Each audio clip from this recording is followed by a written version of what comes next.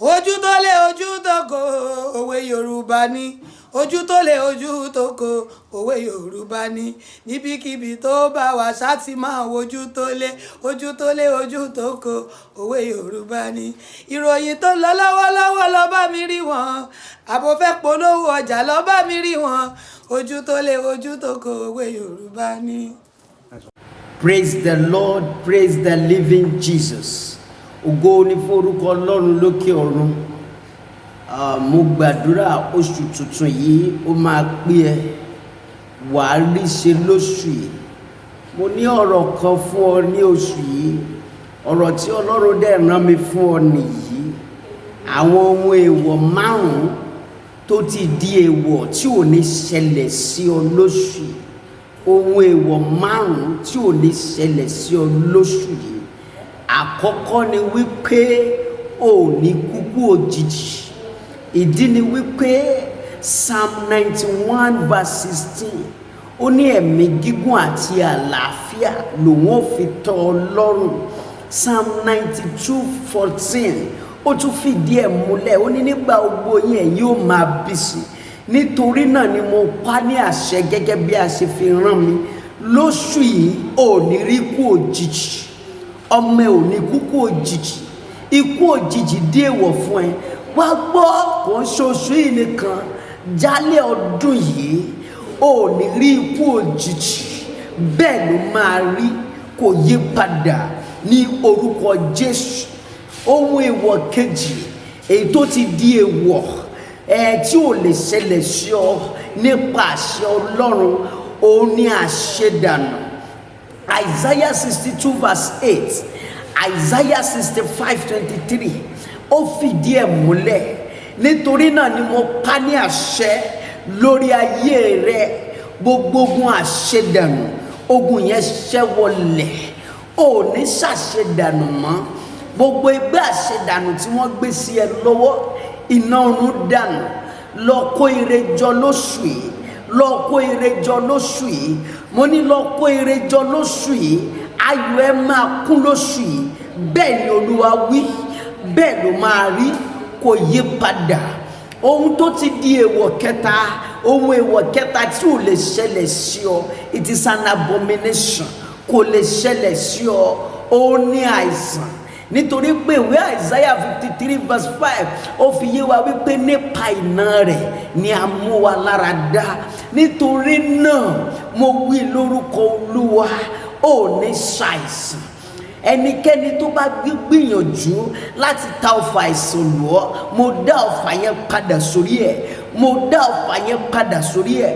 Mo dá ọfà yẹn padà sórí ẹ̀. Bóyá o tiẹ̀ wà lákètì àìsàn gbọ́ níbikíbi tí o lè wà káàkiri orígun mẹ́rẹ̀ẹ̀rin ayé níwọ̀n ìgbàgbà tí afẹ́fẹ́ fẹ́ débẹ̀ mo pa ní àṣẹ ni gba ìwòsàn. Dìde lórí àkéte àìsàn yẹn. Dìde lórí àkéte àìsàn yẹn. Dìde lórí àkéte àìsàn yẹn.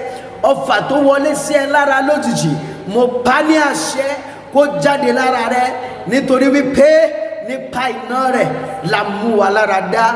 Nítorí náà gba ìmúláradá. Ohun èèwọ̀ kẹrin tí ò lè ṣẹlẹ̀ sí ọ ó ní àdánù àti òfò. Precisely òfò misfortune. Psalm 16 verse 6 fi yé wa ó ní okùn títà mi bọ́ síbi dáradára. Nítorí náà lóṣù yìí ó ní pòfo. Okùn títà rẹ bọ́ síbi dáradára. Olúwa ló rán mi pé kí n súre fún ọ lóṣù yìí. Mo wí lórúkọ Ọlọ́run àwọn ọmọ ogun okùn títà rẹ bọ́ síbi dáradára. Gbogbo lọ́ọ̀sì àdánù tó ti rí yẹn òpin débá. That investment will yield great profit in the name of Jesus. In the name of Jesus. Ohun tó tún di èèwọ̀ ni wípé ayé ò lè fi ẹ́ sínú ìdájọ́ wọn. Òkùnkùn ò lè fi ẹ́ sínú ìdájọ́ wọn. Nítorí wípé Bíbélì wípé James 2:13 ó ní àánú ṣògo lórí ìdájọ́. Nínú ìdájọ́ òkùnkùn tó wà èyí tí ayé fi kún ayé ẹ lójú tí wọ́n fi ní ayé ẹ lára mo wí lórúkọ Olúwa ó yá jáde nínú ìdájọ́ yẹn ó yá jáde Olúwa gbà ọ́, Olúwa gbà ọ́, Olúwa gbà ọ́, Olúwa gbà ọ́, Olúwa gbà ọ́.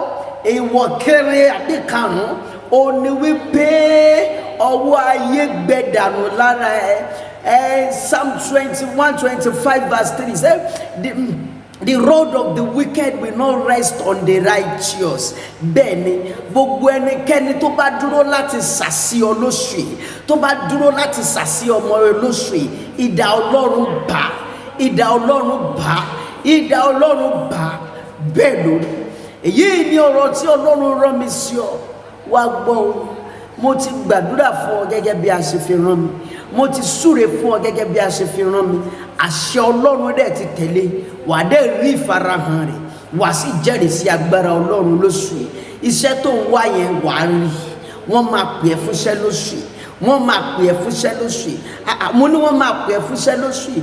Application tó kọ́ yẹn tó ń retí èsì lórúkọ Jésù lóṣù yìí kó tó pé oṣù rárá, mo wí lórúkọ Olúwa, ó yá jáde nínú ìdájọ́ yẹn, ó yá jáde. Olúwa gbà ọ́, Olúwa gbà ọ́, Olúwa gbà ọ́, Olúwa gbà ọ́, Olúwa gbà ọ́. Èèwọ̀ kéré àbí karùn-ún ó ní wípé ọwọ́ ayé gbẹ dànù lára ẹ. Psalm 21:25 say the road of the wicked will not rest on the righteous. Bẹ́ẹ̀ni gbogbo ẹnikẹ́ni tó bá dúró láti sàsí ọ lóṣù yìí, tó bá dúró láti sàsí ọmọ rẹ lóṣù yìí, idà Ọlọ́run bá, idà Ọlọ́run bá, idà Ọlọ́run bá. Bẹ́ẹ̀ lórí. Èyí ni ọ̀rọ̀ tí Ọlọ́run rán mi sí ọ. Wá gbọ́ o, mo ti gbàdúrà fún ọ gẹ́gẹ́ bí a ṣe fi rán mi, mo ti súre fún ọ gẹ́gẹ́ bí a ṣe fi rán mi.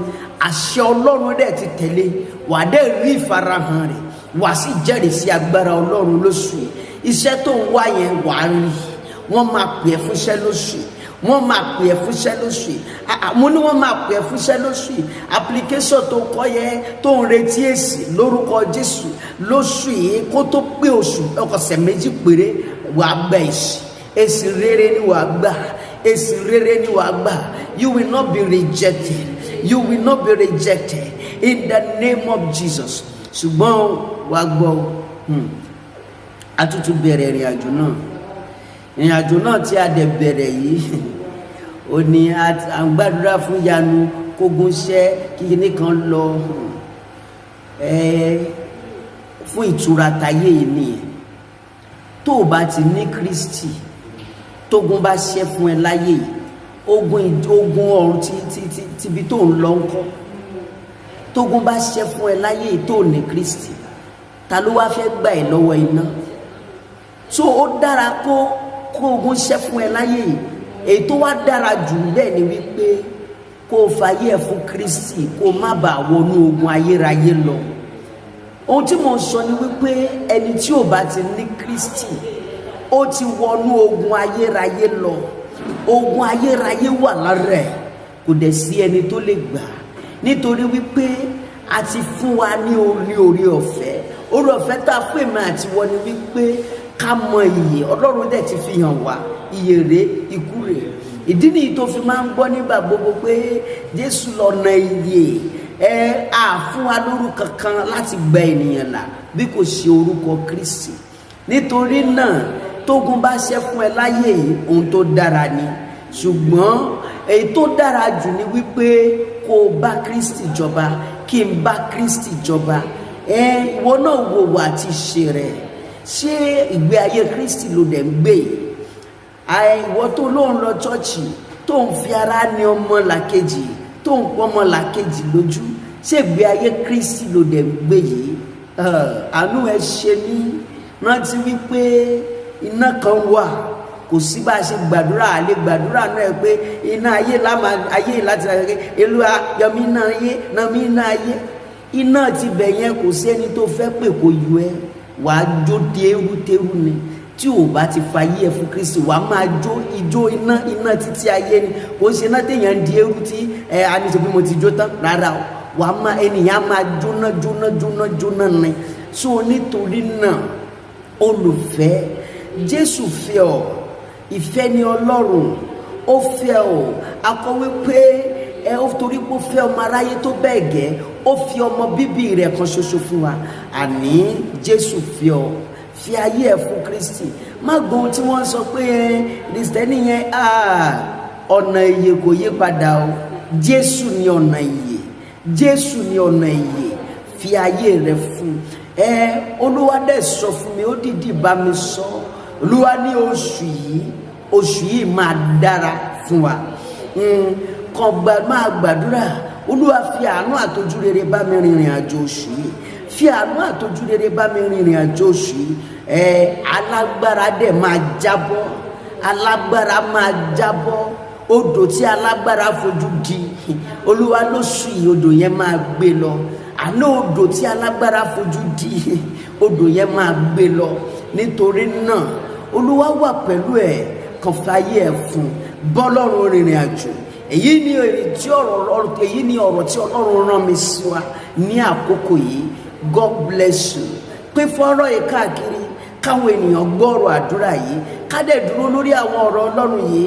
Má gbọ́ ohun tí àjẹ́ kan sọ, má gbọ́ ohun tí ẹnìkan sọ, dúró lórí ọ̀rọ̀ Ọlọ́run yẹn. Àwọn Bible passage yẹn, dúró lórí ẹ̀. Bíbélì wípé báyìí bó ṣe ń gbàdúrà máa wí, ó ti ní ẹ̀mí gígùn àlàáfíà ló wọ́n fi tẹ́ mi lọ́rùn, nítorí náà mi ò lè kúkú èjìjì. Máa sọ, wà rí wípé olùdáǹdè wa ń bẹ láàyè. Ó ní Jóòbù sọ, Job 19:25, ó ní olùdáǹdè mi ń bẹ láàyè. I know my Redeemer liveth. Ògo ni fún orúkọ Ọlọ́run. God bless you and remain blessed. Hey, thanks for watching this video. Subscribe on our YouTube channel. Subscription is free. You can call us on 0080597807 for your event coverage. Thanks.